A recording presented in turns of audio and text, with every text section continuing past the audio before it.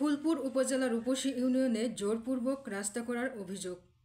ময়মনসিংহ জেলা ফুলপুর উপজেলার রূপসী ইউনিয়নের মিরবাড়ির আজিমউদ্দিন মীরের ব্যক্তিগত জায়গা দখল করে রাস্তা করার অভিযোগ উঠেছে কাশকান্দা গ্রামের হাদির বিরুদ্ধে।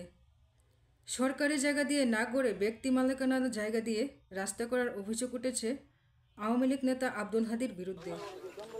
রূপসী ইউনিয়নের আওয়ামী লীগপন্থী মহিলা ভাইস চেয়ারম্যান মমতা বেগম নিজের নামে কাজ হাতিয়ে নিয়ে ইটের সোলিংয়ের কাজ করছেন ২ নাম্বার ইট দিয়ে। করি না, ইট হয়তো গাড়িতে লইছে রাস্তায় এনে রাখিয়া দিছে, আবার এটি ঘুরাই নিব।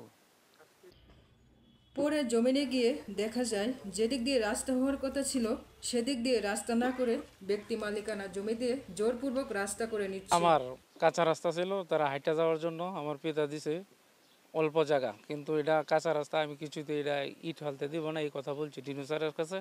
টিনু স্যারে বললো যে না, জোরপূর্বকভাবে সে নিব। তখন আমি ব্যর্থতা হইয়া মামলা করছি কোর্টে।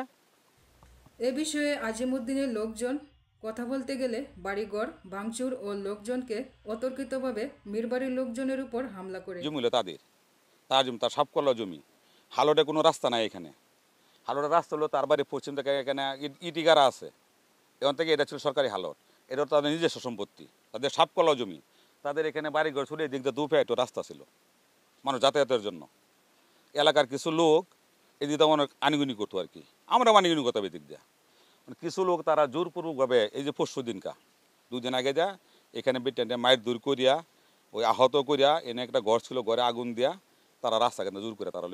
এতে বেশ কয়েকজন আহত হন এবং মেডিকেলে চিকিৎসা নিচ্ছে। মারামারি হয়েছে, আমার মাথা অসুস্থ হয়েছে, আবার আমার বড় ভাই হামলা করে বাড়িঘর ভাঙচুর ও লুটপাট করেন। এ বিষয়ে ময়মনসিংহ বিজ্ঞ আদালতে মামলা দায়ের করেন। দিব না এই কথা বলছি টিনু স্যারের কাছে। টিনু স্যারে বললো যে না, জোরপূর্বকভাবে সে নিব। তখন আমি ব্যর্থতা হইয়া মামলা করছি কোর্টে।